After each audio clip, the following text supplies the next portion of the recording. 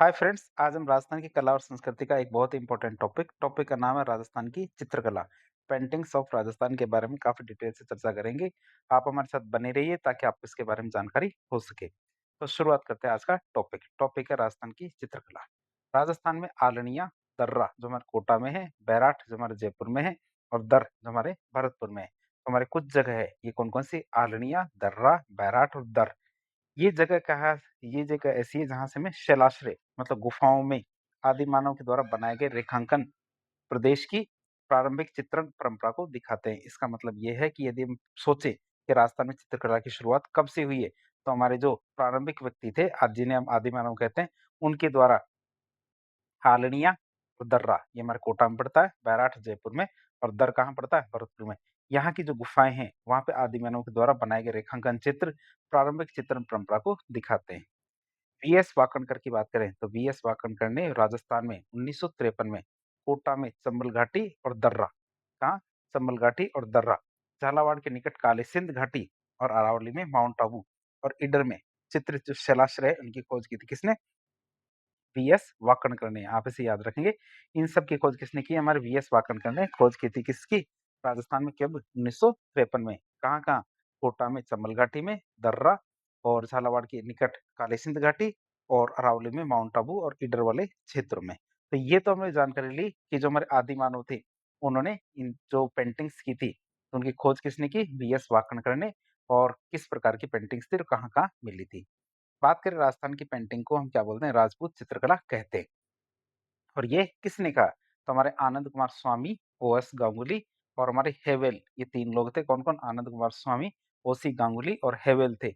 इन्होंने राजस्थान की चित्रकला को क्या नाम दिया? राजपूत चित्रकला नाम दिया। बात करें हमारे राजपूत कला या राजपूत आर्ट की, तो राजपूत आर्ट किसने कहा? डब्ल्यू.एच. ब्राउन ने राजस्थान की चित्रकला को राजपूत कला कहा है। आप इसे याद रखेंगे। डब्ल्यू.एच. ब्राउन ने क्या किया है? राजस्थान की चित्रकला को राजपूत कला नाम दिया है। बात करें राजस्थानी चित्रकला की, तो कृष्णदास ने, किसने? राय कृष्णदास ने क्या राजस्थान की चित्रकला को, राय कृष्णदास ने राजस्थान की चित्रकला को राजस्थानी चित्रकला कहा है। आप इसे याद रखेंगे। जो हमारे राजपूत पेंटिंग्स है, उसकी बात करें तो 1916 में आनंद कुमार स्वामी ने एक पुस्तक लिखी थी। कब? 1916 में आनंद कुमार स्वामी ने एक पुस्तक लिखी थी। पुस्तक का नाम था राजपूत पेंटिंग्स। और राजपूत पेंटिंग्स नामक पुस्तक में राजस्थान की चित्रकला का वैज्ञानिक विभाजन किया गया है। क्या किया गया है? वैज्ञानिक विभाजन किया गया है। किसमें? राजपूत पेंटिक्स पुस्तक में। फिर हमारे जिनभद्र सूरि भंडार की बात करें, जिनभद्र सूरि भंडार की बात करें, तो जैसलमेर के जिनभद्र सूरि भंडार में जैनों की पुरानी-पुरानी पुस्तकें रखी गई है। तो आप ये ना सोचें ये कोई आदमी का नाम है, तो ये हमारे जिनभद्र सूरि भंडार एक तरह की लाइब्रेरी है, जो कहाँ है? जैसलमेर के अंदर है। यदि जैसलमेर के किले के अंदर आप जाएँगे, तो एक अंडरग्राउंड लाइब्रेरी बनाई गई है, जिसे हम कहते हैं जिनभद्र सूरि भंडार। और यह यहाँ क्या है? हमारे जैनों की पुरानी पुस्तकें रखी गई है। तो राजस्थान के चित्रित ग्रंथ हमारे जैसलमेर के जिनभद्र सूरि भंडार में रखे गए हैं। मतलब शुरुआती जो हमारे ग्रंथ थे, जिनमें हमारे चित्रकला का वर्णन किया गया है, चित्र बनाए गए थे। वो चित्र हमारे शुरुआती चित्र जो जैनों के द्वारा बनवाए गए थे, वो कहाँ रखे हुए हैं? जिनभद्र सूरि भंडार में। जिसमें हमारी एक पुस्तक है, पुस्तक की बात करें, पुस्तक का नाम ओघ नियुक्ति वृत्ति। पुस्तक का नाम क्या है? ओघ नियुक्ति वृत्ति, जो कब लिखी गई थी? 1060 में। तो शुरुआती चित्रों की बात कर रहे हैं, तो शुरुआती चित्रों में हमारी सबसे पुरानी पुस्तक कौन-सी है? ओघ नियुक्ति वृत्ति। और 10 वेकालिका सूत्र चूर्णी, कौन-सी? 10 वेकालिका सूत्र चूर्णी, ये 2 वाली पुस्तकें हैं, जो शुरुआती चित्रकला के बारे में बताते हैं राजस्थान की, और जो किसके द्वारा की गई थी? जैनियों के द्वारा की गई थी। और ये दोनों की दोनों पुस्तकें कहाँ रखी हुई है? हमारे तो जिनभद्र सूरि भंडार के अंदर, जो हमारे जैसलमेर में। अब देखेंगे राजस्थान की जो चित्रकला है, इसका भौगोलिक और सांस्कृतिक आधार पे विभाजन देखेंगे। किस आधार पे? राजस्थान की चित्रकला का भौगोलिक और सांस्कृतिक आधार पे विभाजन देखें। तो भौगोलिक और सांस्कृतिक आधार पर राजस्थान की चित्रकला को 4 भागों में बाँटा गया है। कौन-कौन सी? एक तो हमारी कौन-सी है? मारवाड़ शैली, एक हमारी कौन-सी? मेवाड़ शैली, एक हमारी कौन-सी? हाड़ौती शैली और एक हमारी कौन-सी है? ढूंढाड़ी शैली। तो इस तरह देखें तो 4 भागों में बाँटा गया है राजस्थान की चित्रकला को। सबसे पहले आती है कौन-सी? मेवाड़ शैली, जिसमें हमारी उपशैलियाँ कौन-कौन सी है? या क्षेत्रीय शैलियों की बात करें, इसमें हमारी चावंड शैली, उदयपुर शैली, नाथद्वारा शैली, देवगढ़ शैली, सावर उपशैली, शाहपुरा उपशैली, बनेड़ा, बागोर, बेगू, केलवा, ये जो ठिकाने हैं, इनकी कला भी हमारे मेवाड़ शैली के अंदर आती है। आप इसे याद रखेंगे, क्यों? क्योंकि परीक्षा में भी कई बार ऐसा ही पूछा जाता है कि ये जैसे देवगढ़ उपशैली है, किसकी उ शैली है? वही देवगढ़ उपशैली तो है, लेकिन ये किसकी शैली है? किसके अंदर आती है? तो आपको बताना पड़ेगा मेवाड़ की शैली है, इसलिए आपको इनकी उपशैली का नाम भी पता होना चाहिए। जैसे परीक्षा में आया हुआ था रिया और भिनय और जूनिया, किसकी उपशैलियाँ हैं? तो ये आपको बताना पड़ेगा मारवाड़ की उपशैलियाँ हैं। तो मारवाड़ की बात करें तो इसमें हमारे जोधपुर शैली, बीकानेर शैली, किशनगढ़ शैली, अजमेर शैली, नागौर शैली, सिरोही शैली, जैसलमेर शैली, घाणेराव, रिया, भिणाय, जूनिया। ये जो ठिकाना कहलाया है, ये भी हमारे क्या जैसलमेर जैसलमेर क्या मारवाड़ शैली के अंदर आता है। फिर आती है हमारी हाड़ौती शैली। हाड़ौती शैली की बात करें तो बूंदी शैली, कोटा शैली और झालावाड़ शैली। इसमें हमारे क्या 12 कोई शैली नहीं है, आप इसे याद रखेंगे। हाड़ौती शैली के अंदर 3 शैलियाँ हैं, कौन-कौन सी? बूंदी शैली, कोटा शैली और झालावाड़ उपशैली। ढूंढाड़ शैली की बात करते हैं, इसमें हमारा आमेर शैली, जयपुर शैली, शेखावटी शैली, अलवर शैली, उनियारा शैली और उनियारा क्या उपशैली, झिलाय, इसरदा, शाहपुरा, सामोद ये हमारा क्या ठिकाना कहलाया है। तो इस तरह हमने चारों के चारों जो हमारी शैलियाँ हैं चित्रकला की राजस्थान के अंदर क्षेत्रीय आधार पर बनाई गई है, उनके बारे में देख लिया। अब ओवरऑल देखें राजस्थान की चित्रकला की विशेषता क्या है? तो राजस्थान की चित्रकला की विशेषता की बात करें, तो राजस्थान की चित्रकला में विषय वस्तु, वर्ण और लोक जीवन की विविधता देखने को मिलती है। किन-किन की विविधता देखने को मिलती है हमें? हमारे विषय वस्तु, वर्ण और लोक जीवन की विविधता देखने को मिलती है। और यह देश, काल और परिस्थितियों के अनुकूल है। जो यहाँ विविधता है, ये कैसे है? देश, काल और परिस्थिति का अनुकूल है, मतलब जैसा देश वैसा भेष। राजस्थान की चित्रकला में प्रकृति का मानवीकरण दिखाई देता है। क्या राजस्थान की चित्रकला में क्या प्रकृति का मानवीकरण मतलब प्रत्येक चित्र के अंदर प्रकृति को शामिल करने की कोशिश की जाती है। या फिर देखिए जैसे हमारा 12 मासा है, तो 12 मासा का मतलब है 12 महीनों के आधार पे जब हमारा क्या प्रिय मतलब जो व्यक्ति है, जो चला जाता है किसी कार्य से बाहर, तो उनकी जो प्रेयसी होती है पीछे से विरह में रहती है, मतलब जो क्या कहते हैं उसको याद करती है और उसी याद के अनुसार 12 महीनों का चित्रण किया जाता है, जिसे हम क्या बोलते हैं 12 मासा कहते हैं। राजस्थान की चित्रकला में मुख्य आकृति और पृष्ठभूमि में सामंजस्य दिखाई देता है कि मतलब मुख्य आकृति मतलब जैसे कोई राजा है, कोई व्यक्ति है और उसके पीछे का जो बैकग्राउंड है, दोनों में सामंजस्य दिखाई देता है कि हाँ, वास्तव में वो वहाँ होगा जिस समय चित्र बना रहे थे।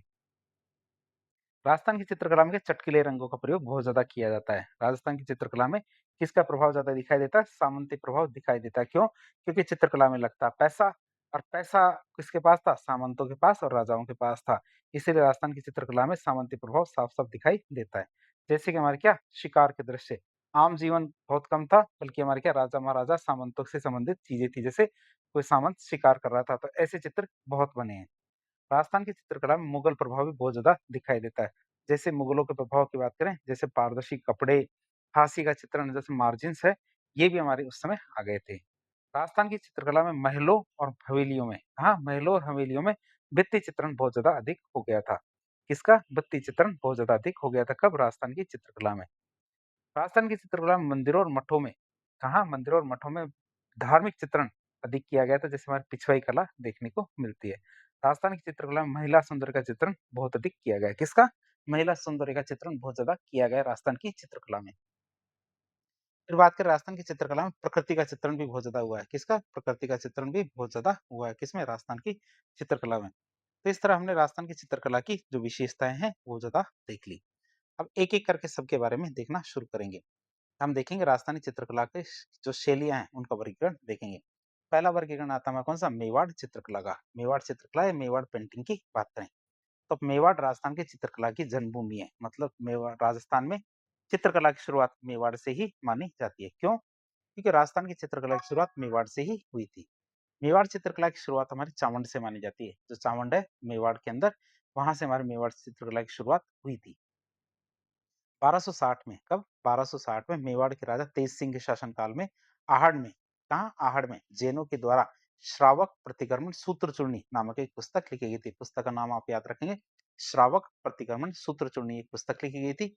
कब? 1260 में। शुरुआत में जो पुस्तक थी जिसमें चित्र बने थे, वो हमने 1260 की है। फिर हमारे 1423 की बात करें, 1423 में मेवाड़ के राजा मोक्कल के शासनकाल में देलवाड़ा में जैनों के द्वारा सुपार्श्वनाथ चरितम एक पुस्तक लिखी गई थी। कौन सी? सुपार्श्वनाथ चरितम एक पुस्तक लिखी गई थी। किसके द्वारा? जैनों के द्वारा। किसके काल में? मुक्कल के काल में। तो उसमें भी हमारे चित्र बने थे। तो हम मान सकते हैं कि राजस्थान में चित्रकला की शुरुआत कहाँ से हुई थी? मेवाड़ से। और मेवाड़ में भी कहाँ से? चामुंड से। अब बात करेंगे हम मेवाड़ चित्रकला के कौन-कौन से भाग हैं। मेवाड़ चित्रकला के 3 भाग हैं। कौन-कौन से भाग है? 3 भाग है। पहला भाग हमारा चावंड चित्रकला जिसे हम क्या कहते हैं? उदयपुर चित्रकला भी कहेंगे। दूसरा देवगढ़ चित्रकला और तीसरा नाथद्वारा चित्रकला। तो एक-एक करके तीनों के बारे में देखते हैं। पहला आता है हमारा कौन-सा? चावंड चित्रकला जिसे हम उदयपुर चित्रकला भी कहते हैं। चावंड चित्रकला को ही उदयपुर चित्रकला कहते हैं। सबसे पहले शुरुआत होती है इसकी महाराणा प्रताप के समय। तो चावंड से मेवाड़ चित्रकला का स्वतंत्र विकास प्रारंभ हो गया था। चावंड से ही क्या हुआ था? मेवाड़ चित्रकला का स्वतंत्र रूप से विकास प्रारंभ हुआ था। 1592 में मेवाड़ के राजा महाराणा प्रताप ने क्या? कब? 1592 में। तो 1592 में मेवाड़ के राजा महाराणा प्रताप ने क्या किया? नासिरुद्दीन को बुलाया और कहा कि हमारा एक चित्र बनाओ, कि हमारे यहाँ एक चित्र बनाओ। तो उन्होंने नासिरुद्दीन आया और 1592 में उन्होंने ढोला मारू का चित्र बनाया। किसका? ढोला मारू का चित्र बनाया। तो आप इसे याद रखेंगे। 1592 में हमारे महाराणा प्रताप ने कहा नासिरुद्दीन महोदय को कि भैया पेंटर साहब आप आओ हमारे राज्य के अंदर। कहाँ? चावंड के अंदर, और एक चित्र बनाओ। तो चित्र में उन्होंने बहुत सुंदर चित्र बनाया। सुंदर चित्र का नाम था ढोला मारू का चित्र 1592 में। नासिरुद्दीन के द्वारा बनाए गए ढोला मारू के चित्र को वर्तमान में कहाँ रखा गया है? दिल्ली के राष्ट्रीय संग्रहालय या म्यूजियम में रखा गया है। किसने? तो नासिरुद्दीन ने ढोला मारू का चित्र बनाया। तो वो अब कहाँ है? हमारे दिल्ली के म्यूजियम में रखा गया है। फिर बात आती है उनके बेटे अमर सिंह प्रथम की। उनके बाद उनका बेटा आता कौन? अमर सिंह प्रथम। तो 1605 ईस्वी में मेवाड़ के राजा अमर सिंह प्रथम के शासनकाल में नासिरुद्दीन ने रागमाला का चित्रण किया। आप इसे याद रखें। किसका? रागमाला का चित्रण किया किसने? नासिरुद्दीन ने। किसके समय पे? अमर सिंह प्रथम के समय पे। और इसी समय हमारे बारहमासा का भी चित्रण किया गया था। अमर सिंह प्रथम के समय बारहमासा का चित्रण भी किया गया था। रागमाला की बात करें तो रागमाला क्या होती है? बात करें 6 राग और 36 रागिनियाँ। कितनी होती है? 6 राग होती है, 36 रागिनियाँ होती हैं। इनके आधार पे जो चित्र बनाए जाते हैं उन्हें रागमाला कहते हैं। और बारहमासा की बात करें तो बारहमासा क्या होता है? तो 12 महीनों के आधार पे जो चित्र बनाए जाते हैं उन्हें बारहमासा कहते हैं। आप इसे याद रखेंगे कि रागमाला किसे कहते हैं? 6 राग और 36 रागिनियों के आधार पे जो चित्र बनाए जाते हैं उन्हें तो रागमाला कहते हैं। और बारहमासा किसे कहेंगे? 12 महीनों के आधार पे जो चित्र बनाए जाते हैं उसे बारहमासा कहते हैं। इसके बाद आते हैं हमारे जगत सिंह प्रथम। अगले राजा कौन आते हैं? जगत सिंह प्रथम। बात करें इनकी तो मेवाड़ में जगत सिंह प्रथम का शासनकाल मेवाड़ की लघु चित्रकला शैली का स्वर्णकाल था। किसे? जिसे हम मिनिएचर पेंटिंग कहते हैं। तो मिनिएचर पेंटिंग का स्वर्णकाल माना जाता है। किनका काल? जगत सिंह प्रथम का काल। और इसी काल में हमारे रसिक प्रिया, गीत गोविंद, भागवत पुराण और रामायण। कौन-कौन से? रसिक प्रिया, गीत गोविंद, भागवत पुराण और रामायण। इन विषयों पर लघु चित्रों का निर्माण होना शुरू हो गया था। मिनिएचर पेंटिंग का निर्माण करना शुरू हो गया। किसके समय? जगत सिंह प्रथम के समय। जगत सिंह प्रथम ने राजमहल में चित्रकला विभाग की स्थापना की थी। राजमहल के अंदर ही एक विभाग बनाया जिसे हम क्या बोलते हैं? चित्रकला विभाग। लेकिन नाम क्या था उसका? चितेरोरी ओबरी। क्या कहते थे? चितेरोरी ओबरी। ओबरी का मतलब होता है एक जगह, कमरा। उसे ओबरी कहते हैं। और किसकी है? चितेरो की। मतलब जो पेंटर होता है उनको राजस्थानी या जो मेवाड़ी भाषा है तो मेवाड़ी भाषा में उसे चितेरा कहा जाता है। चितेरा मतलब चित्र बनाने वाला। तो ऐसी ओबरी, ऐसा कमरा जहाँ चितेरे रहते हैं उसे चितेरोरी ओबरी कहते हैं। तो आप इसे याद रखेंगे। परीक्षा में भी आपसे पूछा जाए चितेरोरी ओबरी कहाँ किससे संबंधित है? तो ये हमारे चित्रकला विभाग से संबंधित है जो कहाँ है? हमारे मेवाड़ की। बात करें चितेरोरी ओबरी को तस्वीरारों कारखानों भी कहा जाता है। क्यों? क्योंकि यहाँ तस्वीरें बनाई जाती हैं। ओबरी का मतलब होता है कमरा और चितेरे मतलब क्या होता है? पेंटर। मेवाड़ के राजा जगत सिंह प्रथम के शासनकाल में क्या? मेवाड़ के राजा जगत सिंह प्रथम के शासनकाल में साहिबदीन ने रागमाला का चित्रण किया है। 6 राग और 36 रागिनियां, उनके आधार पर बनने वाले चित्र रागमाला कहलाता है। तो हमारा आप बताना चाहिए जगत सिंह प्रथम के टाइम पे किसने? साहिबदीन ने रागमाला का चित्रण किया था। जगत सिंह प्रथम के शासनकाल में हमारे साहिबदीन ने मेवाड़ महाराणाओं के व्यक्तिगत चित्र बनाए थे। जो आप कई जगह देखते हैं कि जिसमें राजा महाराजाओं के चित्र व्यक्तिगत रूप से पूरे के पूरे दिखाई देते हैं। वो किनके शासनकाल में? जगत सिंह प्रथम के शासनकाल में ही बनाए गए थे। जगत सिंह प्रथम के शासनकाल में मनोहर भी एक बहुत प्रमुख चित्रकार था। कौन? मनोहर एक बहुत ही प्रमुख चित्रकार था। जगत सिंह प्रथम के शासनकाल के प्रमुख चित्रकार थे हमारे कौन? साहिबदीन और मनोहर। आप इसे याद रखेंगे क्योंकि साहिबदीन ने तो रागमाला बनाई थी। फिर अगले शासक आते हैं जयसिंह। जयसिंह की बात करें तो मेवाड़ के राजा जयसिंह के शासनकाल में लघु चित्रों का चित्रण बहुत ज्यादा हो गया था। मतलब मिनिएचर पेंटिंग शुरू हो गई थी हमारी बहुत ज्यादा। कब? हमारे जयसिंह के समय। अगले शासक आते हैं कौन? हमारे संग्राम सिंह सेकंड। कौन आते हैं? संग्राम सिंह सेकंड की बात करें तो मेवाड़ के राजा संग्राम सिंह सेकंड के शासनकाल में मेवाड़ के राजा संग्राम सिंह सेकंड के शासनकाल में अलग अलग विषयों पे इस पे अलग अलग विषयों से संबंधित चित्र बनाए गए थे। जैसे हमारे बहुत सारे चित्र बने थे। कौन कौन से थे? जैसे गीत गोविंद पे बनने वाले चित्र, बिहारी सतसई पे, कलीला दमना, मुल्ला दो प्याजा, इन सब पे चित्र बनने शुरू हो गए थे और ये अलग-अलग विषयों से संबंधित थे। पहले ज़्यादा विषय नहीं हुआ करते थे, लेकिन अब क्या है संग्राम सिंह सेकंड के टाइम पे क्या अलग-अलग विषयों से संबंधित चित्र होने शुरू हो गए थे। कलीला दमना नामक जो पुस्तक है वो हमारी पंचतंत्र नामक पुस्तक का अरबी में अनुवाद है। आप इसे याद रखेंगे कि कलीला दमना नामक जो पुस्तक है वो किसका अनुवाद है अरबी में? हमारे पंचतंत्र नामक पुस्तक का। और पंचतंत्र किसने लिखी है? गुप्त काल में विष्णु शर्मा ने। गुप्त काल में विष्णु शर्मा के द्वारा पंचतंत्र नामक एक पुस्तक लिखी गई थी। और पंचतंत्र क्या है? भारत की अब तक की सबसे अधिक बिकने वाली पुस्तक है और दुनिया की पहली पुस्तक है जिसके बहुत सारे अनुवाद हुए हैं। फिर बात करें, ये तो हमने बात की क्या है राजा महाराजाओं की। अब देखेंगे चावंड या फिर उदयपुर चित्रकला की ओवरऑल विशेषताओं के बारे में बात करें। सबसे पहले पुरुष आकृति की बात करें तो जब चावंड चित्रकला या उदयपुर चित्रकला में पुरुष की आकृति बनाई जाती थी तो कैसी होती थी? तो ये क्या होती थी? हमारी गठीली मूंछों से युक्त भरे हुए चेहरे। कैसी मूछे? गठीली मूछे। और चेहरे भी कैसे? भरे भरे चेहरे। आंखें विशाल, खुले हुए अधर, छोटी ग्रीवा, छोटा कद, उदयपुरी पगड़ी और लंबा साफा। उदयपुरी पगड़ी और लंबा साफा मतलब जिसे अटपटी पगड़ियां कहते हैं। तो ऐसे तो हमारे पुरुष होते थे। स्त्रियों की बात करें तो सरलता के भाव से युक्त मीनाकृत आंखें। मीना मतलब हमारी मछली की जैसे आंखें। सीधी लंबी नाक, भरी हुई दोहरी चिबुक, तिगना कद, लुगड़ी घाघरे, केंचुली, ठेठ राजस्थानी आभूषणों से सज्जित ऐसी स्त्रियां बनाई जाती थी। प्रकृति का संतुलन की बात करें तो मुख्यतः कदम के पेड़ का चित्रण किया जाता है। क्या? मुख्यतः कदम के पेड़ का चित्रण किया जाता है। चित्रण मेवाड़ चित्रकला की बहुत ज्यादा विशेषता रही है। यही हमारे उसकी हमारी कदम के पेड़ का चित्रण की हमारी मेवाड़ चित्रकला की बहुत बड़ी विशेषता रही है। बात करें इनमें शिकार के दृश्यों में थ्री प्रभाव देखने को मिलता है। किसमें? शिकार के जो दृश्य होते हैं उसमें किसमें थ्री प्रभाव देखने को मिलता है। थ्री प्रभाव का मतलब यदि कोई जानवर बहुत दूर है तो उसे बहुत छोटा बनाया जाएगा, पास है तो उसे बहुत बड़ा बनाया जाएगा। तो इसे हम क्या कहते हैं? थ्री प्रभाव कहते हैं। अधिकतर लाल, पीले, हरे, नीले, सफेद इन रंगों का ही प्रयोग किया गया है। किन किन का? हाँ, लाल, हरे, पीले, नीले, सफेद इन रंगों का प्रयोग किया गया है। अब चावंड या उदयपुर चित्रकला के कौन-कौन से प्रमुख चित्रकार थे उनकी बात करें। एक थे हमारे कौन? नानाराम। कौन थे हमारे? नानाराम। नानाराम की बात करें तो नानाराम ने महाराणा उदय सिंह के शासनकाल में किसके? महाराणा उदय सिंह के शासनकाल में भागवत पुराण का परिजात अवतरण का चित्र बनाया था। किसका? भागवत पुराण का परिजात अवतरण का चित्र बनाया था 1540 में। आप इसे याद रखेंगे। तो नानाराम ने महाराणा उदय सिंह की शासनकाल में भागवत पुराण का परिजात अवतरण का चित्र बनाया था, जो आप चित्र में देख सकते हो। ये हमारे परिजात अवतरण का चित्र है। अगले चित्रकार आते हैं हमारे को नूरुद्दीन। नूरुद्दीन की बात करें तो नूरुद्दीन ने महाराणा जगत सिंह सेकंड का चित्र बनाया था। किसका? महाराणा जगत सिंह सेकंड का चित्र बनाया था। किसने? नूरुद्दीन ने। अगले चित्रकार आते हैं हमारे कौन? गंगा सिंह। या गंगा सिंह नहीं, गंगाराम। फिर आते हैं हमारे कृपाराम और फिर आते हैं हमारे कौन? जगन्नाथ। तो ये हमारे क्या पेंटर थे चावंड चित्रकला के या उदयपुर शैली के। बात करें हमारे कौन कौन से दोबारा बता दें आपको? नानाराम, नूरुद्दीन, गंगाराम, कृपाराम और जगन्नाथ। ये भी कई बार परीक्षा में पूछ लिए जाते हैं। अब आती है हमारी दूसरी शैली। दूसरी शैली आती है कौन सी? हमारी देवगढ़ चित्रकला। देवगढ़ चित्रकला की बात करें तो देवगढ़ नामक स्थान कहाँ है? राजस्थान के राजसमंद जिले में। कहाँ पे? राजस्थान के राजसमंद जिले में हमारे देवगढ़ है। देवगढ़ ठिकाना मेवाड़ का 16वां और अंतिम प्रथम श्रेणी का ठिकाना था।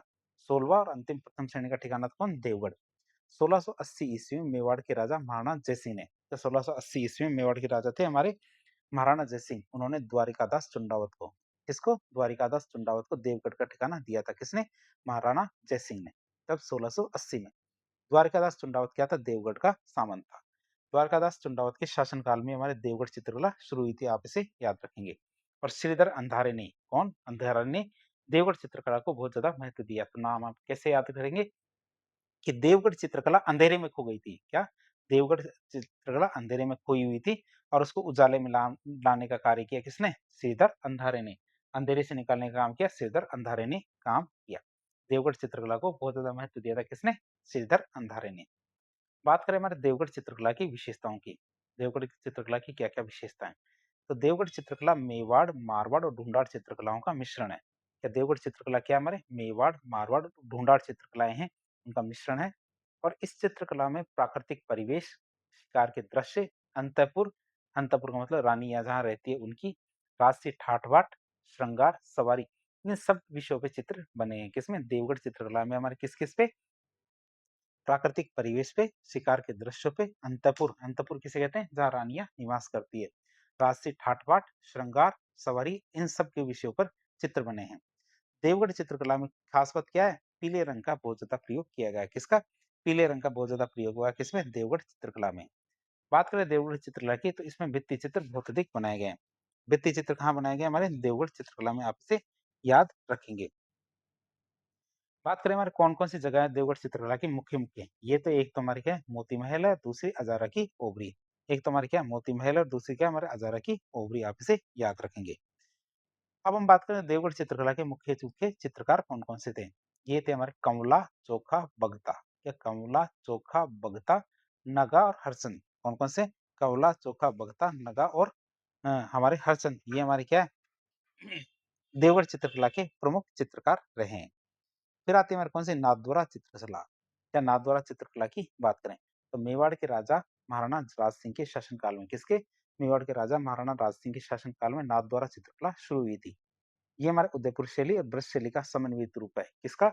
उदयपुर शैली और ब्रज शैली इन दोनों को मिला के देखें तो नाथद्वारा शैली बनती है। क्यों? क्योंकि ब्रज से हमारे क्या जो हमारे पंडित थे जो औरंगजेब के शासनकाल में जब औरंगजेब मूर्तियों को तोड़ रहे थे तब हमारे कुछ पंडित क्या है वल्लभ संप्रदाय के जो पंडित थे ब्राह्मण थे ये हमारे क्या कुछ मूर्तियों को लेके महाराणा प्रताप सिंह के शासनकाल में आए थे।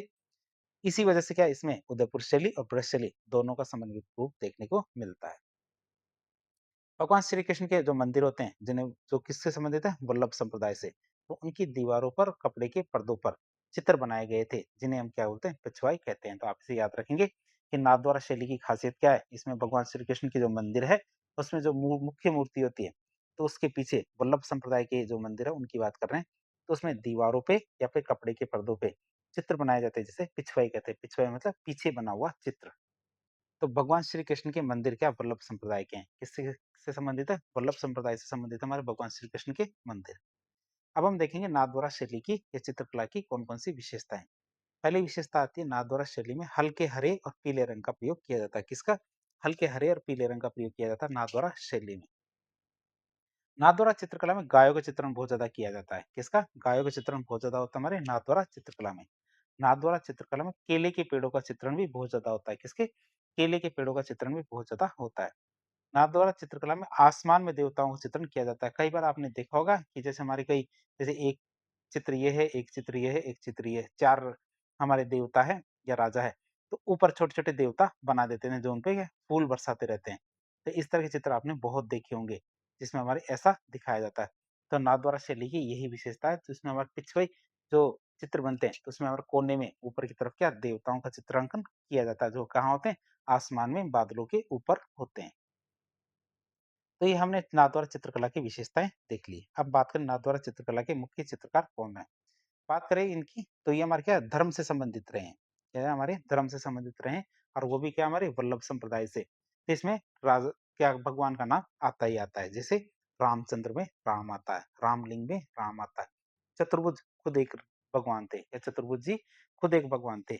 चंपा लाल, घासी राम, क्या इस घासी राम में राम आता है, उदय राम, कमला और इलायची। ये दो की बात करें कमला और इलायची ये महिला चित्रकार है, आप इसे याद रखेंगे।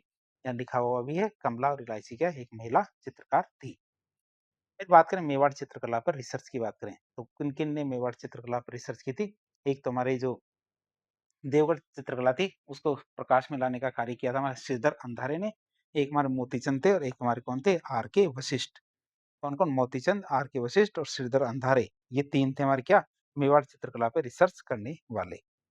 फिर बात करें चोर पंचाशी का शैली की बात करें। किसकी? चोर पंचाशी का शैली की बात करें तो ये शैली क्या है? तो बेसिल गे और डगलस गैरेट। क्या बेसिल गे और डगलस गैरेट के अनुसार देखें तो मेवाड़ की मेवाड़ क्या है? चोर पंचाशी का शैली का उद्गम स्थल रहा है। एक शैली थी चोर पंचाशी का शैली तो उसका उद्गम स्थल क्या रहा है? हमारे मेवाड़ ही रहा है। ये किसके अनुसार है? बेसिल गे और डगलस गैरेट के अनुसार। तो हमने मेवाड़ चित्रकला के बारे में बातचीत कर ली। अब बात करेंगे हम मारवाड़ चित्रकला के बारे में। किसके? मारवाड़ चित्रकला के बारे में बातचीत करते हैं। तिब्बती इतिहासकार थे कौन? हमारे लामा तारानाथ। कौन थे हमारे? लामा तारानाथ। उन्होंने क्या 7वीं सदी में मारुदेश में चित्रकार श्रृंगधर का उल्लेख किया है। तो हमने ये देखा एक तो इतिहासकार थे तिब्बती इतिहासकार लामा तारानाथ की तो उन्होंने एक पुस्तक लिखी थी और उस पुस्तक में उन्होंने ऐसे बताया कि 7वीं सदी में मारू देश मतलब जो हमारा मरु देश है, जिसे हम मरुस्थल क्षेत्र या मारवाड़ी क्षेत्र कहेंगे, तो उसमें एक चित्रकार थे श्रृंगधर, उसका उल्लेख किया है। किसने? लामा तारानाथ ने। जिसने क्या किया? पश्चिमी भारत में यक्ष शैली को जन्म दिया। जो हमारे श्रृंगधर थे चित्रकार, जिन्होंने क्या भारत में जो वो भी कहाँ? पश्चिमी भारत में यक्ष शैली को जन्म दिया। इसके प्रारंभिक चित्रावशेष हमें प्रतिहारकालीन ओग नियुक्ति वृत्ति में मिलते हैं, जिनके हमारे किसके? हमारे श्रृंगधर के जो चित्र हैं, ये चित्र हमारे क्या है? हमारे प्रतिहारकालीन जो ओग नियुक्ति वृत्ति जो पुस्तक है, वह उनमें देखने को मिलते हैं। यहाँ हमारे मारवाड़ी साहित्य के प्रेमाख्यान पर आधारित चित्रण बहुत ज़्यादा हुआ है। किस पे? मारवाड़ी साहित्य के प्रेमाख्यानों पर आधारित चित्रण बहुत ज़्यादा हुआ है। बात करें हमारे जोधपुर चित्रकला की, इसके अंदर क्या बहुत सारे जो ठिकाने हैं, बहुत सारी शैलियाँ हैं, तो इसमें हमारे सबसे पहले आती है जोधपुर चित्रकला, जिसमें सबसे पहले राजा आते हैं कौन? मालदेव। मालदेव की बात करें तो मारवाड़ का राजा मालदेव के शासनकाल में जोधपुर चित्रकला का स्वतंत्र विकास प्रारंभ हुआ था। मारवाड़ के राजा थे कौन? मालदेव। तो उन्हीं के शासनकाल में जोधपुर चित्रकला का स्वतंत्र रूप से विकास प्रारंभ हुआ था। मालदेव के शासनकाल में जोधपुर के चोखिलाव महल में कहाँ? जोधपुर के चोखिलाव महल में भित्ति चित्र बनाने शुरू कर दिए गए थे। कब? मालदेव के शासनकाल में। मालदेव के शासनकाल में उत्तराध्ययन सूत्र नामक एक ग्रंथ की रचना की गई थी। इसके उत्तराध्ययन सूत्र नामक एक ग्रंथ की रचना की गई थी। किनके समय पे? हमारे मालदेव के समय पे। अगले राजा आते हैं कौन? हमारे सूरसिंह। सूरसिंह की बात करें तो मारवाड़ के राजा सूरसिंह के शासनकाल में ढोला मारू और भागवत पुराण का चित्रण किया गया था। किसका? ढोला मारू और भागवत पुराण का चित्रण किया गया था। किसके समय पे? मारवाड़ के राजा सूरसिंह के समय। मतलब ढोला मारू और भागवत पुराण नामक पुस्तकों का के आधार पर चित्रण किया गया था। अब बात करेंगे हमारे जसवंत सिंह की। अगले राजा कौन आते हैं? हमारे जसवंत सिंह की बात करें तो मारवाड़ के राजा जसवंत सिंह के शासनकाल में जोधपुर चित्रकला में मुगल प्रभाव देखने को मिलता है। तो क्यों? क्योंकि इस समय हमारा औरंगजेब भी आ गया था। तो हमारा मुगल प्रभाव हमारी चित्रकला में किसमें आ जाता है? जसवंत सिंह के शासनकाल में। क्यों? क्योंकि हमारे जो पेंटर्स थे उनसे नफरत करता था औरंगजेब। तो पेंटर्स क्या है? हमारे अलग-अलग जगह पे आ गए थे। कहाँ आ गए? अलग-अलग जगह पे आ गए। तो कुछ पेंटर हमारे जसवंत सिंह के शासनकाल में आ गए थे। तो उन्होंने क्या किया? जो हमारी मारवाड़ चित्रकला शैली है, उसमें अपना प्रभाव छोड़ा। जसवंत सिंह के शासनकाल में भगवान श्री कृष्ण के चित्र बहुत ज़्यादा बनाए गए थे। किसके? भगवान श्री कृष्ण के चित्र बहुत ज़्यादा बनाए गए थे। अगले राजा आते हैं कौन? हमारे मानसिंह। अगले राजा कौन आते हैं हमारे? मानसिंह। मानसिंह की बात करें तो मारवाड़ के राजा मानसिंह का शासनकाल जोधपुर चित्रकला का स्वर्णकाल था। जो मारवाड़ के राजा थे मानसिंह, इनका शासनकाल क्या था? जोधपुर चित्रकला का स्वर्णकाल माना जाता है। मानसिंह के शासनकाल में हमारे नाथ संप्रदाय से संबंधित बहुत सारे चित्र बने थे। किनसे? क्योंकि नाथ संप्रदाय के आशीर्वाद से हमारे मारवाड़ के राजा बनते कौन? मानसिंह। भीम सिंह को हटा के भीम सिंह की मृत्यु के बाद मानसिंह राजा बनते। इसी वजह से नाथ संप्रदाय को बहुत ज़्यादा मानते थे और इसी वजह से नाथ संप्रदाय से संबंधित बहुत सारे चित्र बने थे मानसिंह के समय। जैसे हमारे नाथ चरित्र की बात करें, तो नाथ चरित्र नामक पुस्तक पे चित्र बने थे। किसके? नाथ चरित्र नामक पुस्तक पे चित्र बने। शिव पुराण की बात करें तो शिव पुराण नामक पुस्तक पे भी चित्र बने। दुर्गा पुराण की बात करें तो दुर्गा पुराण नामक पुस्तक पे भी चित्र बने थे उनके समय पे। मतीराम की पुस्तक थी रसराज। क्या? मतीराम राम की पुस्तक थी रसराज। तो उसके 63 चित्र महामंदिर से प्राप्त होते हैं। कितने? 63 चित्र महामंदिर से प्राप्त होते हैं, जो कहाँ मेरे जोधपुर में है। दानाराम मानसिंह के शासनकाल का बहुत ही प्रमुख चित्रकार था। कौन? दानाराम मानसिंह के शासनकाल का बहुत ही प्रमुख चित्रकार था। अगला शासक आता कौन? हमारा तख्त सिंह। कौन आता? तख्त सिंह की बात करें तो मारवाड़ के राजा तख्त सिंह के शासनकाल में मारवाड़ चित्रकला में यूरोपीय प्रभाव देखने को मिलता है। किसके शासन में? तख्त सिंह के शासनकाल में हमारे मारवाड़ चित्रकला में यूरोपीय प्रभाव आ जाता है। चित्र में आप देख सकते हो दुर्गादास राठौड़ है, वो हमारे क्या आग जला रहे हैं, तो ऐसा क्या निर्वासित जीवन जी रहे हैं, तो ये ऐसा चित्र है। बात करें तख्त सिंह के शासनकाल में एएच मूलर नामक क्या? तख्त सिंह के शासनकाल में एएच मूलर नामक चित्रकार ने दुर्गादास राठौड़ का चित्र बनाया था। तो ये ऊपर दुर्गादास राठौड़ का चित्र है जो किसने बनाया था? एएच मूलर ने। और एएच मूलर कौन था? हमारे जर्मन चित्रकार था। एएच मूलर कौन था? हमारे जर्मन चित्रकार था और उसने क्या? हमारे दुर्गादास राठौड़ का चित्र बनाया था। अब हम देखेंगे जोधपुर चित्रकला की विशेषताओं के बारे में। फीचर्स ऑफ जोधपुर पेंटिंग की बात करेंगे। तो जोधपुर शैली के पुरुष लंबे चौड़े होते थे, गठीले बदन के, उनके गलमुछ, ऊंची पगड़ी, राजसी वैभव के वस्त्र आभूषण, स्त्रियों के वेशभूषा में ठेठ, राजस्थानी लहंगा, ओढ़नी, लाल कुंदनों का प्रयोग, ये सब देखने को मिलता है किसमें? जोधपुरी पुरुष के अंदर। आंखों की बात करें तो बादाम सी आंखें, ऊंची पाग जोधपुर शैली की अपनी खुद की निजी देन है, मतलब ये और कहीं भी नहीं है। मारवाड़ शैली में लाल पीले रंग का बाहुल्य है। मारवाड़ शैली में क्या लाल और पीला रंग बहुत ज़्यादा भरा जाता है, जो उनकी स्थानीय विशेषता है। प्रकृति के चित्रण की बात करें तो मारवाड़ का परिवेश, बादलों का अधिक चित्रण, ये सब क्या मारवाड़ शैली की विशेषता है। प्रकृति का चित्रण मतलब मारवाड़ के परिवेश और बादलों का चित्रण, ये इनकी खुद की विशेषता है। चित्रों में खंजन पक्षी को बहुत ज्यादा दिखाया जाता है। क्या एक खंजन पक्षी है, तो खंजन पक्षी को चित्रों में बहुत ज्यादा बनाया जाता है। जोधपुर चित्रकला में प्रेम कहानी का चित्रण बहुत ज्यादा हुआ है, जैसे हमारे ढोला मारू का चित्रण, महेंद्र मुमल का बागा भारमली, रूपमती बाज बहादुर और कल्याण रागिनी। तो हमारी जो प्रेम कहानियां, इनके चित्रण बहुत ज्यादा किए गए हैं। म्यूरल्स इन मारवाड़ की बात करें, क्या म्यूरल्स इन मारवाड़ की बात करें तो म्यूरल्स इन मारवाड़ रामोता अग्रवाल के द्वारा एक लिखी गई पुस्तक है। और म्यूरल्स इन मारवाड़ नामक पुस्तक मारवाड़ के भित्ति चित्रों पर लिखी गई पुस्तक है। म्यूरल का मतलब होता है भित्ति चित्र। अब बात करें जोधपुर चित्रकला के प्रमुख चित्रकार कौन कौन थे, बात करें कौन कौन से थे। एक तो हमारा डालचंद था। कौन? डालचंद की बात करें तो इनके चित्र महाराणा अभय सिंह नृत्य देखते हुए, क्या महाराणा अभय सिंह नृत्य देखते हुए जो चित्र में आप बगल में देख रहे हो, ये हमारे मेहरानगढ़ संग्रहालय जोधपुर और कुंवर संग्राम सिंह संग्रहालय जयपुर में सुरक्षित देखे जा सकते हैं। ये जो चित्र है महाराणा अभय सिंह नृत्य करते हुए, ये वाला चित्र तो कहाँ है? मेहरानगढ़ संग्रहालय में। और डालचंद के द्वारा बनाए गए और चित्र जो हमारे जोधपुर और कुंवर संग्राम सिंह संग्रहालय जयपुर में सुरक्षित रखे गए हैं। अगले चित्रकार आते हैं कौन? हमारे वीर जी। वीर जी की बात करें तो सन 1623 में कलाकार वीर जी के द्वारा पाली के प्रसिद्ध वीर पुरुष विठल दास चंपावत के लिए रागमाला चित्रावली चित्रित की गई थी। और लघु चित्रों में छोटे आकार की इकहरी वसली पर, क्या लघु चित्रों में छोटे आकार की इकहरी वसली पर निर्मित ये चित्र शुद्ध राजस्थानी शैली में अंकित है। ये चित्र किसके? हमारे वीर जी के। और हमारे कौन कौन से चित्रकार हैं? ये थे हमारे कौन कौन? शिवदास, शंकरदास, अमरदास, जीतमल और छज्जू। अगली चित्रकला शैली आती है हमारी कौन सी? बीकानेर चित्रकला। बीकानेर चित्रकला की बात करें तो इसकी शुरुआत हमारे किनके साथ होती है? हमारे राय सिंह के साथ। बीकानेर के राजा थे हमारे राय सिंह। उनके शासनकाल में बीकानेर चित्रकला का स्वतंत्र रूप से विकास प्रारंभ हो गया था। किनके टाइम पे? राय सिंह के टाइम पे। बीकानेर के राजा राय सिंह के शासनकाल में भागवत पुराण का चित्रण किया गया था। किसका? भागवत पुराण का चित्रण किया गया था। किनके टाइम पे? बीकानेर के राजा राय सिंह के शासनकाल में। फिर आता अनूप सिंह। अनूप सिंह की बात करें तो बीकानेर के राजा अनूप सिंह का शासनकाल हमारे बीकानेर चित्रकला का स्वर्णकाल माना जाता है। बीकानेर के राजा कौन थे? हमारे अनूप सिंह। और अनूप सिंह का शासनकाल हमारे बीकानेर चित्रकला का स्वर्णकाल माना जाता है।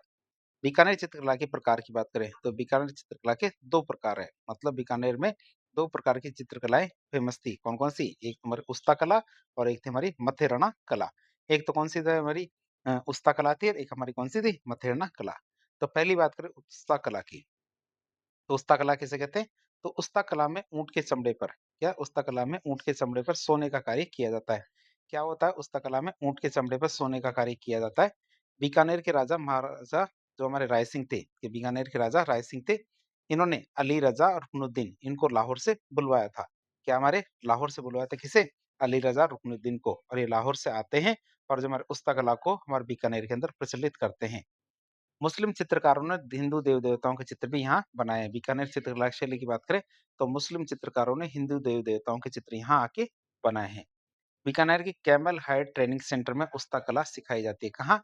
कैमल हाइट ट्रेनिंग सेंटर में हमारे उस्ता कला सिखाई जाती है। ये तो हमारे जीवित जो ऊँट है उसकी स्किन पर पेंटिंग या चित्रकारी की गई है, लेकिन हमारे क्या जो मरे हुए ऊँट होते हैं उनकी स्किन पर सोने से क्या है चित्रकारी की जाती है। तो हमारे क्या उस्ता कला कहलाती है।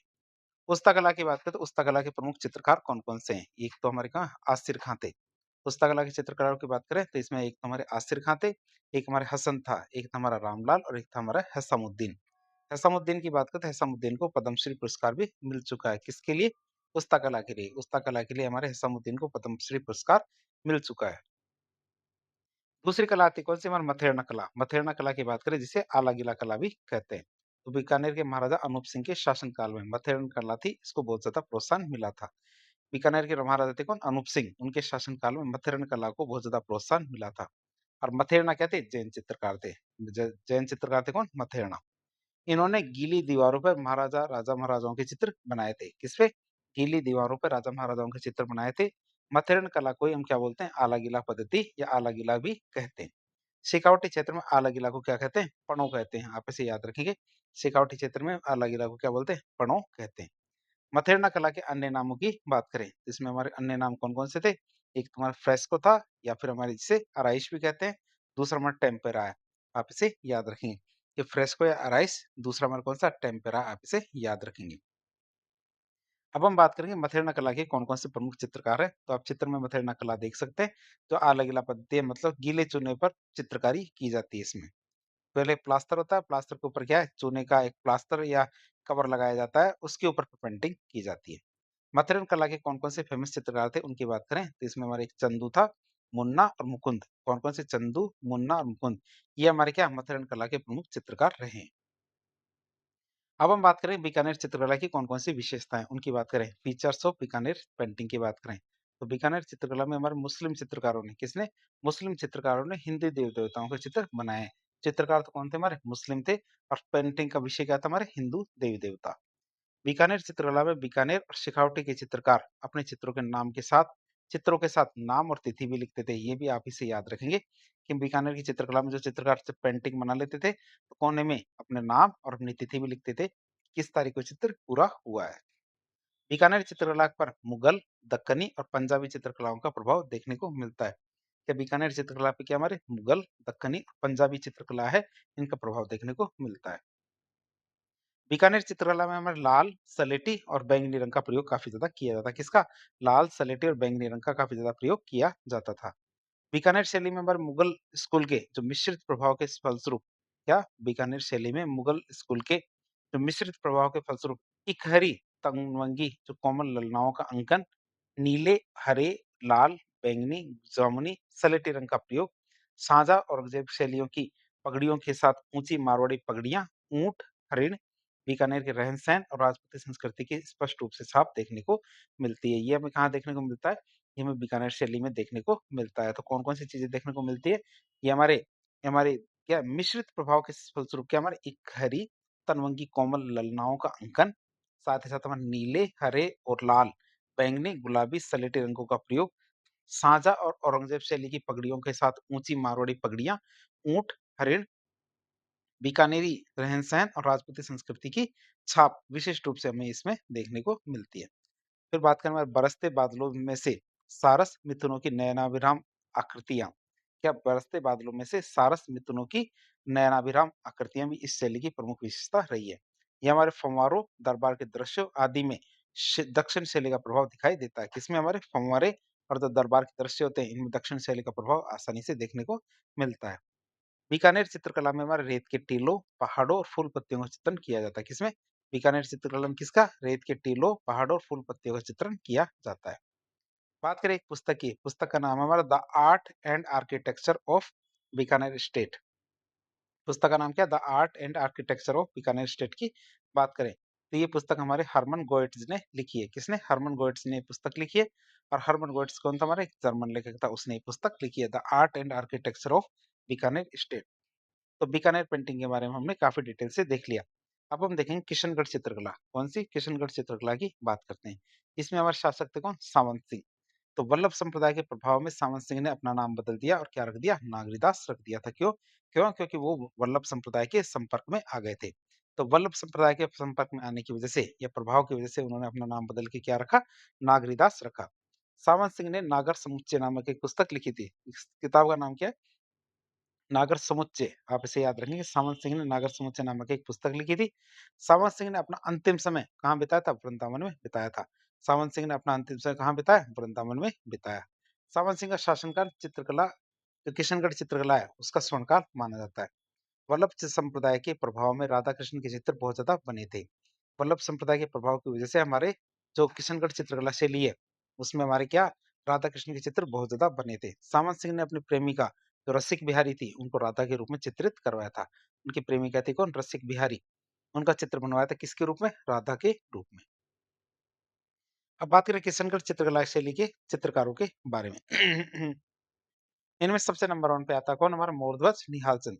मोरध्वज निहाल चंद की बात करें, तो मोरध्वज निहाल चंद ने सावंत सिंह की पुस्तक नागर समुच्चय का चित्रण किया था। किसने? मोरध्वज निहाल चंद ने। मोरध्वज निहाल चंद ने सावंत सिंह की जो प्रेमिका थी रसिक बिहारी, इसका एक व्यक्तिगत चित्र बनाया था, जिसे क्या कहते हैं? बनी ठनी कहा जाता है। जो उनका व्यक्तिगत चित्र था, चित्र में भी आप देख सकते हैं बनी ठनी का चित्र। और एरिक डिक्सन ने क्या? बनी ठनी को भारत की मोनालिसा कहा है। एरिक डिक्सन ने क्या कहा? बनी ठनी को क्या नाम दिया है? भारत की मोनालिसा। और मोनालिसा क्या थी? एक इटालियन पेंटिंग थी। तो वो हमारे क्या एरिक डिक्सन ने उपमा दी है, जो बनी-ठनी थी, जो कहा गया है हमारे भारत की मोनालिसा के बराबर है।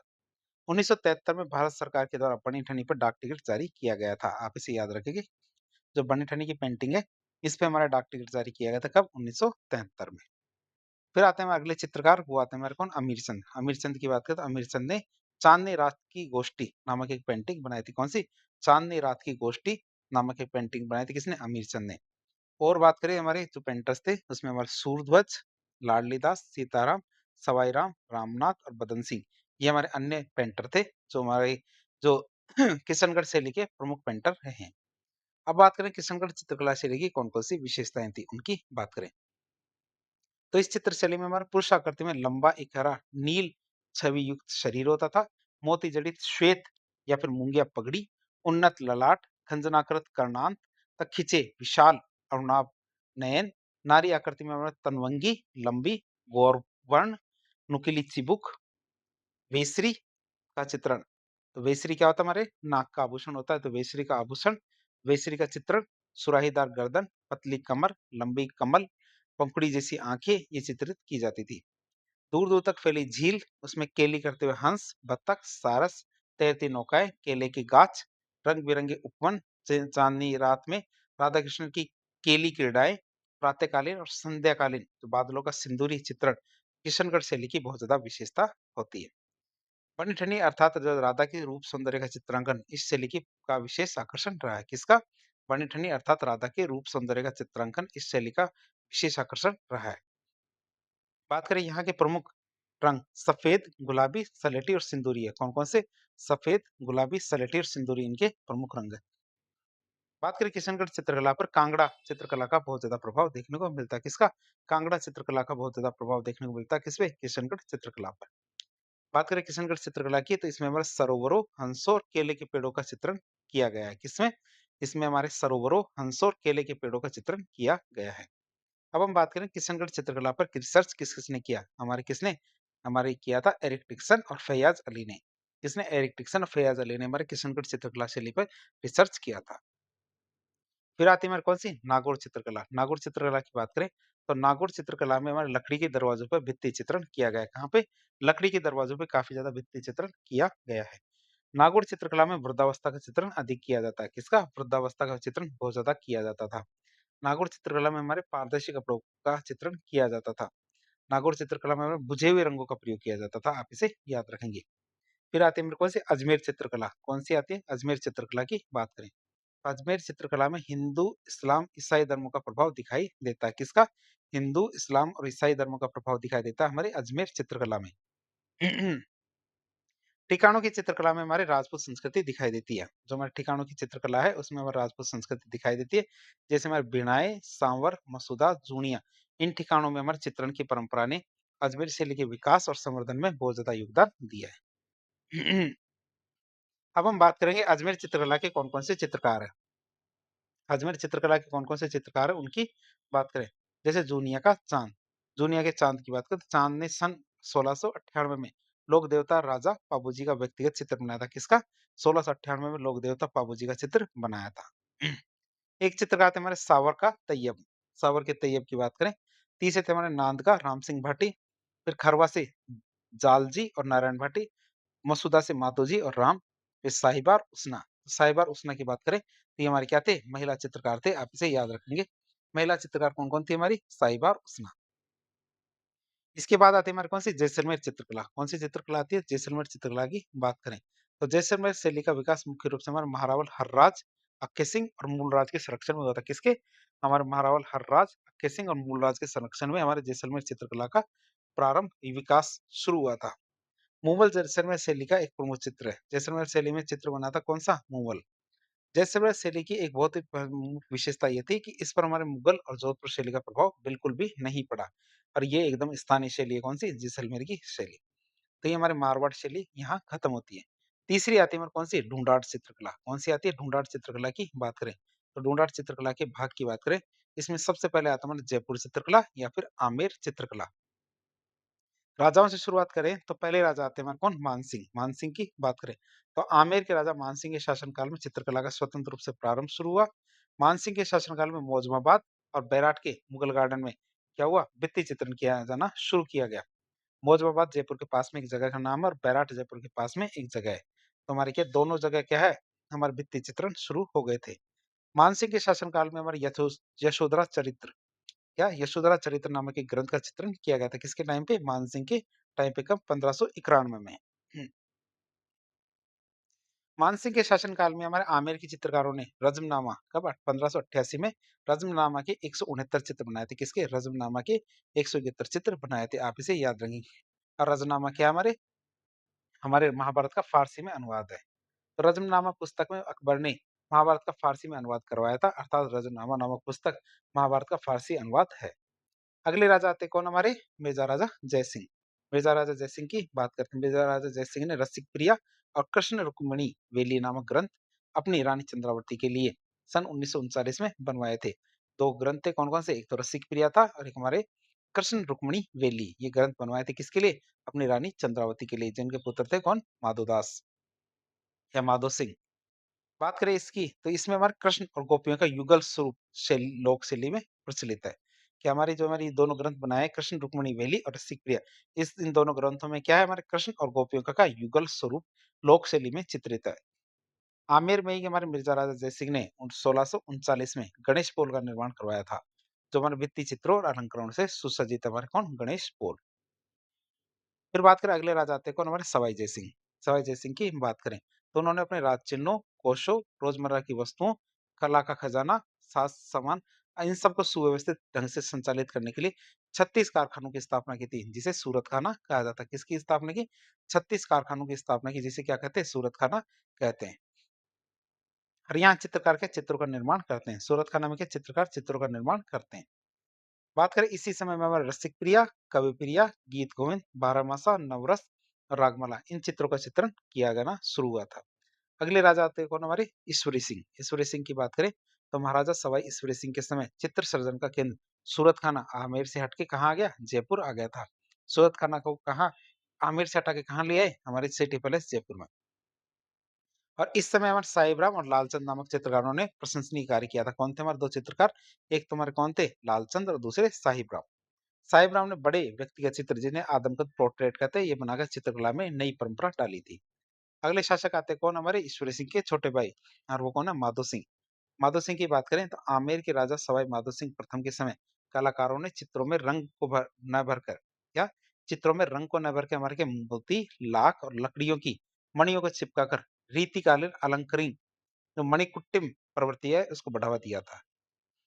सवाई माधो सिंह प्रथम के समय की बात करें तो उस समय हमारे गलता के मंदिरों, सिसोदिया रानी का महल, चंद्र महल, पुंडरीक की हवेली, इन समय कलात्मक भित्ति चित्रण शुरू हुआ था। किसमें? हमारे सवाई माधो सिंह के समय। लाल सिंह चितेरा की बात करें तो लाल चितेरा सवाई ईश्वरी सिंह और सवाई माधो सिंह के समय का बहुत ही प्रमुख चित्रकार था। कौन? लाल चितेरा। अगले शासक आते हैं कौन? हमारे प्रताप सिंह। प्रताप सिंह की बात करें तो जयपुर के राजा प्रताप सिंह का शासनकाल हमारे जयपुर चित्रकला का स्वर्णकाल माना जाता है। सवाई महाराजा सवाई प्रताप सिंह के समय में क्या 50 से अधिक कलाकार सूरत खाने में चित्रों को बनाने के लिए नियुक्त किए थे। कितने? 50 से अधिक कलाकार क्या सूरत खाने में चित्रों को बनाने के लिए लगे हुए थे, जिनमें हमारे राम सेवक, गोपाल, हुकमा, चिमना, शालिग्राम, लक्ष्मण, ये हमारे प्रमुख चित्रकार थे। और इसी समय हमारे राधा कृष्ण की लीलाओं, नायिका भेद, रागिनी, बारहमासा, इन सब का चित्र प्रधानता से हुआ था। प्रताप सिंह के शासनकाल में लालचंद नामक चित्रकार ने पशुओं की लड़ाई के चित्र बनाए थे। किसके? पशुओं की लड़ाई के चित्र बनाए थे। महाराजा सवाई राम सिंह ने कला के विकास के लिए महाराजा स्कूल आर्ट्स एंड क्राफ्ट्स, इनकी स्थापना हमारे 1857 में की थी। कब? 1857 में हमारे महाराजा स्कूल आर्ट्स एंड क्राफ्ट्स की स्थापना की थी। किसने? महाराजा सवाई राम सिंह ने। और किसके लिए की थी? कला के विकास के लिए, जो वर्तमान में हमारे किसके नाम से जाना जाता है? महाराजा स्कूल ऑफ आर्ट्स के नाम से जाना जाता है।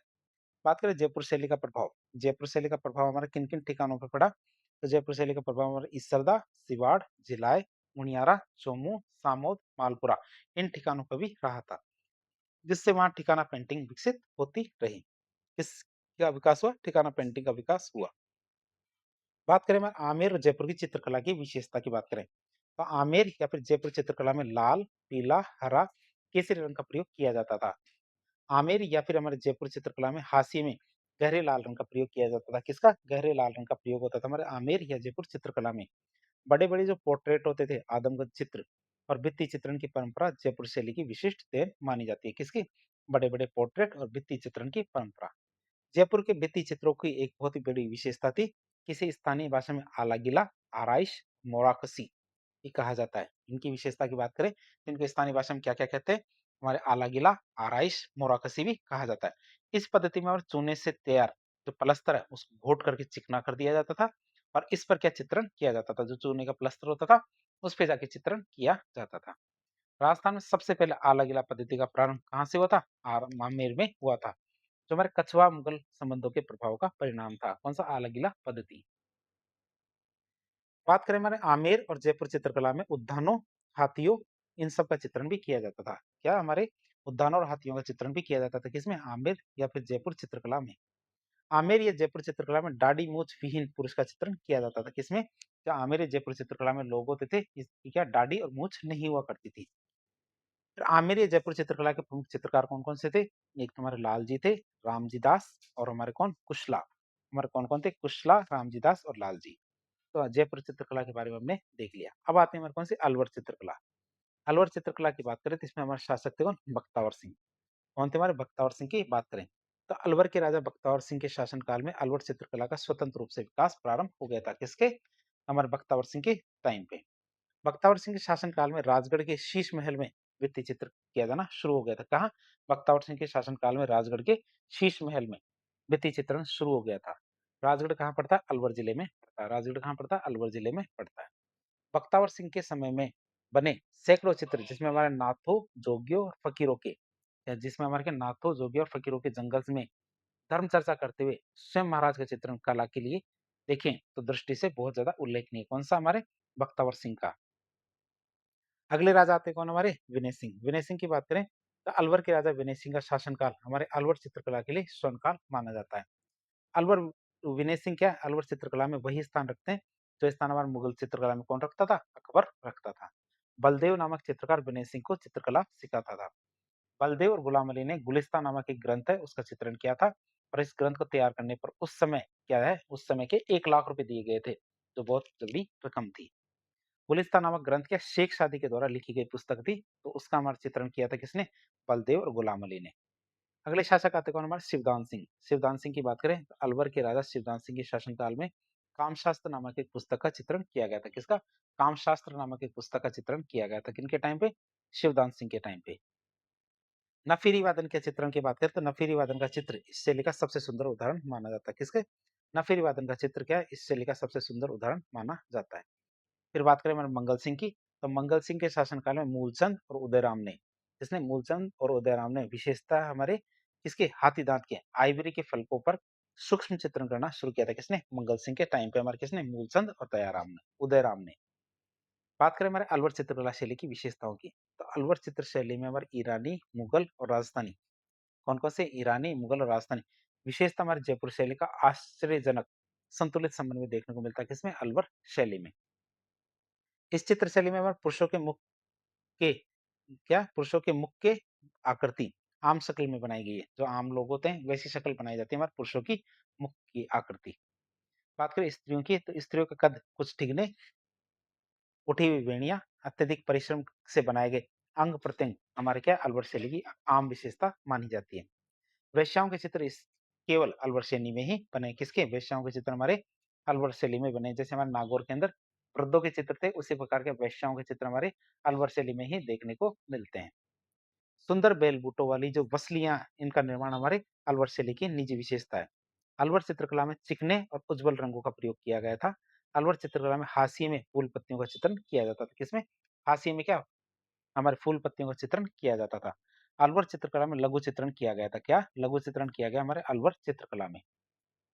और अलवर चित्रकला में हमारे योगासन चित्रण भी किए गए हैं। किसमें? अलवर चित्रकला में हमारे योगासन चित्रण भी खूब हुआ है। अब हम बात करेंगे अलवर चित्रकला के प्रमुख चित्रकारों के बारे में। जैसे हमारे शिव कुमार डालूराम। डालूराम की बात करें तो अलवर की स्थापना प्रताप सिंह ने की थी और प्रताप सिंह शिव कुमार और डालूराम को जयपुर से अपने साथ कहाँ लाए थे? अलवर लेके आए थे। कौन? हमारे प्रताप सिंह। फिर आते हैं हमारे जमनादास, बक्साराम, नंदराम, छोटेराम, सालिग्राम। ये हमारे क्या अलवर चित्रकला के प्रमुख चित्रकार थे। फिर अगली शैली आती है हमारी कौन सी? शेखावटी चित्रकला। शेखावटी चित्रकला की बात करें तो शेखावटी क्षेत्र हमारे हवेलियों के लिए प्रसिद्ध है। किसके लिए प्रसिद्ध है? हवेलियों के लिए प्रसिद्ध है। और हवेलियां अपने भित्ति चित्रों के लिए जानी जाती है। हवेलियां क्या है? हमारे भित्ति चित्रों के लिए जानी जाती है, इसलिए शेखावटी को ओपन आर्ट गैलरी भी कहते हैं। शेखावटी को क्या बोलते हैं? ओपन आर्ट गैलरी भी कहा जाता है। बड़े बड़े हाथी, घोड़े, चौकदारों, संवर धारणियों, इन सब का अंकन, गवाक्षों के दोनों ओर की दीवारों का अंकन, इन विशेष जो हवेलियां हैं इनकी विशेषता दिखाती है।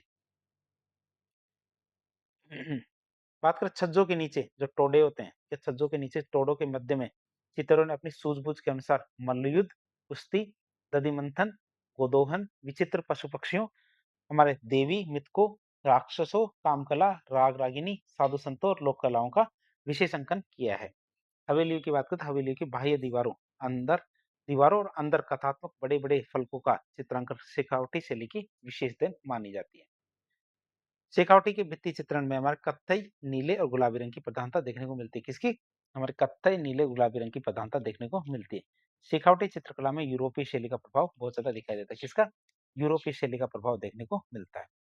शेखावटी जयपुर रियासत का ठिकाना था। अब हम बात करें शेखावटी चित्रकला के प्रमुख चित्र कौन कौन से थे, इनकी बात करें तो फतेहपुर की गोयनका हवेली में, या फतेहपुर की गोयनका हवेली में भगवान श्री कृष्ण का 8 गोपियों के साथ एक भित्ति चित्र देखने को मिलता है। फतेहपुर राजस्थान के सीकर जिले में स्थित है। नादिल्ला प्रिंस की बात करें तो उन्होंने फतेहपुर की हवेलियों के भित्ति चित्रों का संरक्षण किया था। किसने? नादिल्ला प्रिंस ने। तो नादिल्ला प्रिंस की बात करें तो एक फ्रेंच महिला थी जिन्होंने शेखावटी क्षेत्र की जो भित्ति चित्रण है हवेलियों के उनको सुरक्षित करने का काम किया था। शेखावटी क्षेत्र के प्रमुख चित्रकारों की बात करें तो ये कौन थे? हमारे एक देवा था। देवा की बात करें तो देवा ने जोगीदास की छतरी है उसके भित्ति चित्र बनाए थे। देवा की बात करें तो देवा ने क्या? जोगीदास की जो छतरी है उसके भित्ति चित्र बनाए थे। जोगीदास की छतरी हमारे झुंझुनू में के उदयपुर वाटी में स्थित है। कहाँ? उदयपुर वाटी में स्थित हमारे जोगीदास की छतरी। कहाँ? झुंझुनू के। अगली चित्रकला शैली आती है हमारे कौन सी? उनियारा चित्रकला। उनियारा चित्रकला की बात करें तो उनियारा राजस्थान के टोंक जिले में स्थित एक जगह का नाम है। उनियारा जयपुर रियासत का प्रथम श्रेणी का ठिकाना था। उनियारा क्या? हमारे जयपुर का प्रथम श्रेणी का ठिकाना था। उनियारा चित्रकला में ढूंढाड़ और बूंदी चित्रकलाओं का मिश्रण देखने को मिलता है। और ढूंढाड़ और बूंदी चित्रकलाओं का मिश्रण देखने को मिलता है। उनियारा क्या? जयपुर रियासत का ठिकाना था। उनियारा क्या था? हमारे जयपुर रियासत का एक ठिकाना था। राम सीता, लक्ष्मण, हनुमान, मीर बख्श के द्वारा चित्रित उनियारा शैली के प्रमुख चित्र रहे। कौन कौन से? राम सीता, लक्ष्मण और हनुमान। ये चित्र बनाए किसने? मीर बख्श ने। और ये हमारे उनियारा शैली के उत्कृष्ट चित्र थे। अगले शासक आते कौन हमारे इसके अंदर उनियारा शैली में? सरदार सिंह। उनियारा के सामंत सरदार सिंह के समय उनियारा चित्रकला का स्वतंत्र रूप से विकास शुरू हो गया था। किसके समय पे? हमारे सरदार सिंह के समय पे। उनियारा चित्रकला के कौन कौन से चित्रकार हैं उनकी बात करें। एक थे हमारे मीर बख्श। मीर बख्श की बात करते हैं। मीर बख्श ने राम, लक्ष्मण, सीता, हनुमान जी इनके चित्र बनाए थे। किसके? राम, लक्ष्मण, सीता और हनुमान जी के चित्र बनाए थे। किसने? मीर बख्श ने। फिर आते हैं हमारे धीमा, भीम, काशी और राम लखन। कौन कौन? धीमा, भीम, काशी और राम लखन इनके अन्य चित्रकार थे। बात करें आगे हाड़ौती चित्रकला की। चौथी आती है मेरे कौन सी? हाड़ौती चित्रकला की बात करें तो हाड़ौती चित्रकला के दो भाग हैं। कौन कौन से? बूंदी चित्रकला और कोटा चित्रकला। बूंदी चित्रकला की बात करें हम तो चित्रकला की बूंदी जो शैली है ये मेवाड़ चित्रकला से बहुत ज्यादा प्रभावित थी। इससे मेवाड़ चित्रकला से बहुत ज्यादा प्रभावित थी। समय समय पर बूंदी शैली में ग्रंथ चित्रण और लघु चित्रण के माध्यम से इतना चित्रण हुआ कि आज संसार भर के संग्रहालयों में बूंदी शैली के चित्र देखने को मिलते हैं। बूंदी शैली के चित्र क्या पूरी दुनिया में देखने को मिलते हैं। भाव सिंह और उनके बेटे अनिरुद्ध सिंह ने, किसे? भाव सिंह और उनके बेटे अनिरुद्ध सिंह ने मुगल शासकों के निर्देशों से दक्षिण भारत के युद्धों में भाग लिया था। किसमें? दक्षिण भारत के युद्धों में भाग लिया, जिससे बूंदी शैली में दक्षिण शैली का प्रभाव साफ साफ देखने को मिलता है। क्या? बूंदी शैली में दक्षिण शैली का प्रभाव साफ साफ देखने को मिलता है। राजाओं की बात करें बूंदी शैली में तो सबसे पहले आते हैं कौन? सुरजन। सुरजन की बात करें तो बूंदी के राजा सुरजन के शासनकाल में बूंदी चित्रकला का स्वतंत्र रूप से विकास शुरू हुआ था। किसके काल पे? हमारे सुरजन के काल में। राजा आते हैं हमारे कौन? शत्रुसाल। शत्रुसाल की बात करें तो बूंदी के राजा शत्रुसाल ने रंग महल का निर्माण करवाया था। किसका? रंग महल का निर्माण करवाया था। रंग महल क्या था? भित्ति चित्रों के लिए प्रसिद्ध है। रंग महल क्या? हमारे भित्ति चित्रों के लिए प्रसिद्ध है। अगले शासक आते कौन? हमारे उम्मेद सिंह। उम्मेद सिंह की बात करें तो बूंदी के राजा उम्मेद सिंह का शासनकाल बूंदी चित्रकला का स्वर्णकाल माना जाता है। सुरजन का समय तो स्वतंत्र विकास हुआ और उम्मेद सिंह की बात करें तो उनका काल स्वर्णकाल माना जाता है। राजा उम्मेद सिंह के काल में बूंदी शैली में नवीन मोड़ आया था, जिसमें हमारा भावनाओं की सरलता, प्रकृति की विविधता, पशु-पक्षियों और सतरंगी बादलों, जलाशयों आदि का चित्रण बहुलता दृष्टिगत होती है। मतलब ये सब चीज़ें देखने को मिलती है किसमें हमारे बूंदी की चित्रकला में। हाँ, किसके समय पे? उमेद सिंह के समय पे। उमेद सिंह ने चित्रकला या उमेद सिंह ने चित्रशाला का निर्माण करवाया जिससे हमारे भित्ति चित्रों का स्वर्ग कहा जाता है। उमेद सिंह ने क्या-क्या चित्रशाला का निर्माण करवाया जिसे हम भित्ति चित्रों का स्वर्ग कहते हैं। बात करें बूंदी चित्रकला के प्रमुख चित्रों की, तो राव उमेद सिंह का जंगली सुअर का शिकार करते हुए बनाया गया चित्र। इसका जंगली सुअर का शिकार करते हुए बनाया गया चित्र था। ये कब बनाया था? 1750 में। ये बहुत ज्यादा प्रसिद्ध हुआ था। किसका? उमेद सिंह का। तो चित्र में आप राजा उमेद सिंह को जंगली सुअर का शिकार करते हुए देख सकते हैं। ये हमारा जंगली सुअर है और इसका शिकार कौन कौन कौन कर रहे हैं? उमेद सिंह। आप इसको देख सकते हैं। बात करें बूंदी चित्रकला की विशेषताओं की, तो बूंदी चित्रकला शैली की विशेषताओं में आकृतियां कैसी होती थी? लंबी, शरीर पतले होते थे, स्त्रियों के अधर लाल होते थे, मुख गोलाकृत, चिबुक पीछे की ओर और हमारी झुकी होती थी। क्या पीछे की ओर झुकी होती थी? कौन? चिबुक। बूंदी चित्रकला में प्रकृति चित्रण अधिक किया जाता था। किसका चित्रण होता था? प्रकृति चित्रण अधिक होता था बूंदी चित्रकला में। आकाश में उमड़ते हुए काले कजरारे मेघ, बिजली की कौंध, घनघोर वर्षा, नदी में उठती जलधाराएं, जल तरंगे, हरे भरे वृक्ष और उन पर चहकती चिड़िया, नाचते मयूर, कलाबाजी दिखाते वानर और पहाड़ की तलहटी में विचरण करते हुए वन्य जीव, इन सब का चित्रण बहुत ही मनोहारी है। किसमें? बूंदी चित्रकला में। बूंदी शैली में हमारे पशु पक्षी चित्रण को बहुत ज्यादा महत्व दिया जाता है। स्थापत्य का राजपूती वैभव, श्वेत गुलाबी, लाल हिंगलू, हरा, इन सब रंगों का प्रयोग बूंदी कलम की विशेषता रहती है। राग रागिनी, नायिका भेद, ऋतु वर्णन, बारहमासा, कृष्ण लीला, दरबार शिकार, हाथियों की लड़ाई, उत्सव अंकन, ये सब शैली के चित्रकार रहे हैं। बात करें बूंदी चित्रकला की, बूंदी चित्रकला पर मेवाड़ शैली का बहुत ज्यादा प्रभाव देखने को मिलता है।